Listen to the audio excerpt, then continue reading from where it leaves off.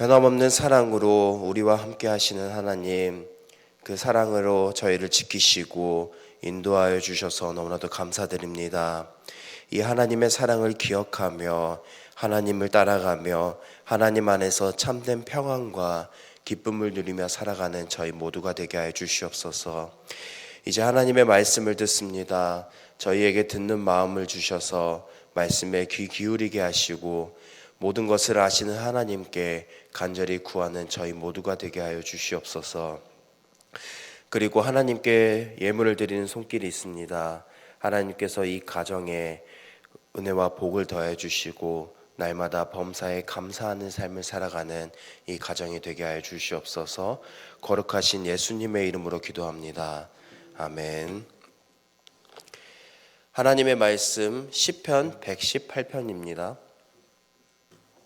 하나님의 말씀 시편 118편 1절에서부터 13절 말씀입니다. 구약 성경 889면에 있습니다. 하나님의 말씀 시편 118편 1절에서부터 13절 말씀입니다. 우리 한 절씩 교독하겠습니다. 여호와께 감사하라. 그는 선하시며 그의 인자하심이 영원하미로다.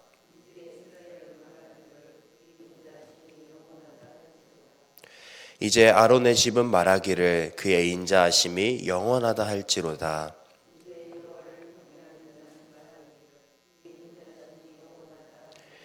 내가 고통 중에 여호와께 부르짖었더니 여호와께서 응답하시고 나를 넓은 곳에 세우셨도다.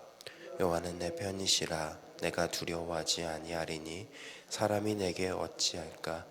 여호와께서 내 편이 되사 나를 돕는 자들 중에 계시니 그러므로 나를 미워하는 자들에게 보응하시는 것을 내가 보리로다. 여호와께 피하는 것이 사람을 신뢰하는 것보다 여호와께 피하는 것이 고관들을 신뢰하는 것보다 낫도다.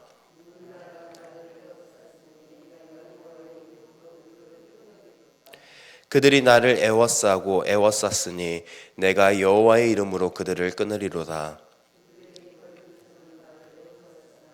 가시덤불에 불같이 다 없어졌나니 내가 여호와의 이름으로 그들을 끊으리로다. 같이 읽겠습니다. 너는 나를 밀쳐 넘어뜨리려 하였으나 여호와께서는 나를 도우셨도다. 아멘. 시편의 기자는 1절에서 여호와께 감사하라고 말합니다. 우리가 하나님께 감사해야 할 이유는 정말 다양하게 있습니다. 성도님들께서도 이 찬양을 잘 아시겠지만 날 구원하신 주 감사라는 찬양이 있습니다. 이 찬양의 가사를 보면 우리가 얼마나 다양하게 감사할 수 있는지 잘 소개하고 있습니다. 이 가사를 읽어드리겠습니다. 날 구원하신 주 감사, 모든 것 주심 감사, 응답하신 기도 감사, 거절하신 것 감사, 아픔과 기쁨도 감사, 절망 중 위로 감사, 측량 못할 은혜 감사, 크신 사랑 감사해. 이처럼 우리가 이 외에도 하나님께 감사해야 할 것은 너무나도 다양하게 있습니다. 하나님께서 우리에게 구원하여 주신 것, 또 우리에게 은혜를 베푸신 것을 생각했을 때 감사할 것은 다양하게 있습니다. 그중 시편 기자는 우리가 감사해야 할 이유를 이렇게 말합니다. 여호와께 감사하라. 그는 선하시며 그의 인자하심이 영원함이로다. 선하시며와 인자하심은 하나님께서 택하신 자기의 백성을 어떻게 대하시는지 너무나도 잘 드러내주는 표현입니다. 시편의 기자가 고통 중에 하나님께 부르짖었을 때 하나님은 그의 기도를 들으시고 응답하셨습니다. 여기서 고통 중에라는 표현은 우리가 일상 속에서 겪는 어려움이 아니라 정말 생명을 위협할 정도의 어려움을 나타냅니다. 그 상황은 어떠합니까? 10절에서부터 13절 말씀을 보면 알 수 있습니다. 문 나라가 나를 애워쌌으니 그들이 나를 애워싸고 애워쌌으니 그들이 별들처럼 나를 애워쌌으니 이스라엘 국가에 대적하는 나라들이 벌들처럼 사방에서 그를 포위했다고 말합니다. 보통 한 나라가 다른 나라를 포위하면 어떤 어려움이 있습니까?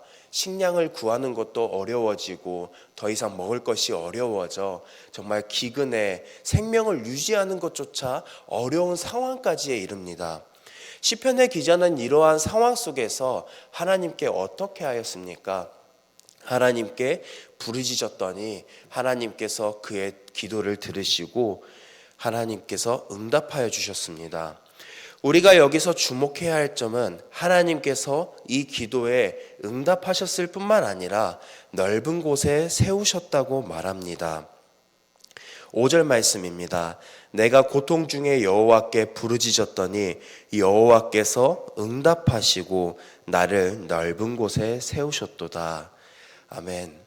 이 넓은 곳이라는 표현은 그가 겪는 고통 중에라는 표현과 반대되는 의미로서 고통 중에라는 것은 좁은 길, 그의 생명을 유지하는 것조차 어려운 상황이었다면 넓은 곳은 하나님께서 그 상황에 벗어나게 해주셔서 더 이상 두려움 없이 편안하게 살아갈 수 있는 상태로 인도하셨다는 것을 나타냅니다. 이어지는 말씀에서 시편의 기자는 이렇게 고백합니다. 여호와께서 내 편이시라 내가 두려워하지 아니하리니 사람이 내게 어찌할까 하고 라고 고백하며 하나님이 자신 편에 있음을 고백합니다. 이 말씀은 우리에게도 중요한 교훈을 줍니다. 고난 중에 우리가 해야 할 일이 무엇입니까? 시편의 기자가 했던 것처럼 하나님께 부르짖는 것이 필요합니다. 하나님은 기자가 하나님께 부르짖었을 때에 응답하셨고 고통 중에 있는 그 상황에서 벗어나 하나님께서 평안함과 안식을 누릴 수 있는 길로 인도해 주셨습니다. 하나님은 이처럼 우리가 하나님께 부르짖고 간구하실 때 우리의 상황을 외면치 않으시며 우리의 부르짖음을 들으시고 하나님의 계획과 방법으로 반드시 인도하시는 분이십니다. 이 사실을 신뢰함으로써 하나님께 간구하며 살아가는 저와 여러분들이 되길 소망합니다. 이어지는 8절에서부터 9절에서는 기자는 하나님께 피하는 것이 사람과 고관을 신뢰하는 것보다 더 낫다고 말합니다. 사람은 우리에게 도움이 될 수 있지만 그 능력은 제한적입니다. 사람은 모든 상황을 완벽하게 해결할 수 없습니다. 또한 사람은 언제든지 변화할 수 있습니다. 지금은 친절하고 믿음직스러워 보였던 사람도 시간이 지나면 다른 선택을 할 수 있고 우리의 기대를 저버릴 수 있습니다. 이 모습은 다른 사람이 아니라 나 또한 그럴 수 있습니다. 꾸준히 일관되게 살아갈 수 있다면 너무나도 좋겠지만 우리는 연약하기에 때때로 우리가 생각하고 다짐했던 것과는 다르게 살아갈 때가 있습니다. 오늘 기자가 언급하는 고관이나 권력자도 마찬가지였습니다. 그러나 하나님은 어떠한 분이십니까? 전지전능하시고 변하지 아니하시는 분이십니다. 하나님은 변함없이 이 세상을 만드시고 아담과 하와와 함께 하셨던 그 하나님이 오늘날 변함없이 우리와 동일하게 항상 함께 해주시는 분이십니다. 그리고 우리가 가는 길을 인도하시고 보호하시며 우리의 상황을 이끌어 주시는 분이십니다. 오늘 본문에서 기자는 하나님께서 자신의 고통 중에 어떻게 구원하셨고 보호하셨는지를 말하며 감사해야 할 이유에 대해서 말합니다. 하나님의 사랑은 변하지 않으십니다. 우리가 어떠한 상황에 있든지 우리가 죄를 짓고 하나님을 떠났을 때에도 하나님은 선하시고 인자한 분이셔서 우리가 회개하고 다시 돌아오기를 바라시는 분이십니다. 그 인자하심 오늘 본문에서 영원하다고 말합니다. 과거에도 있었고 오늘에도 있을 것이며 앞으로도 우리가 하나님을 찾을 때에 하나님은 그 인자하심으로 우리의 간구를 들으시고 우리의 삶을 인도하여 주시는 분이심을 신뢰하며 살아가는 저와 여러분들이 되길 소망합니다. 기자는 고통 중에 하나님께 부르짖을 때 하나님은 그 상황에서 벗어나게 해주셨습니다. 그 상황을 넘어서도록 도와주시는 분이십니다. 하나님은 우리의 편이 되어 주셔서 우리의 필요한 도움을 주시는 분이십니다. 이 모든 것을 생각할 때 시편의 기자가 여호와께 감사하라라고 말했던 것처럼 우리는 하나님께 감사하는 삶을 살아갈 수 있을 것입니다.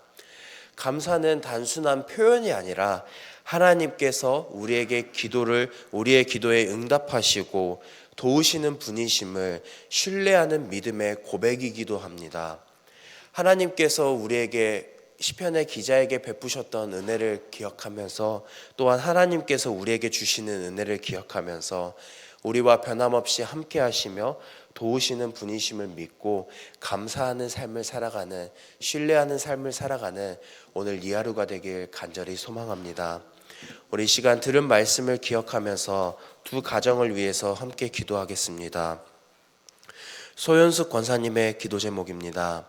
성령 충만과 직분을 잘 감당할 수 있도록 남편의 구원과 자녀의 가정의 믿음 성장과 사역을 위해서, 손주 건강과 성령의 인도하심을 위해서, 최갑술 권사님의 가정을 위해서 기도하겠습니다.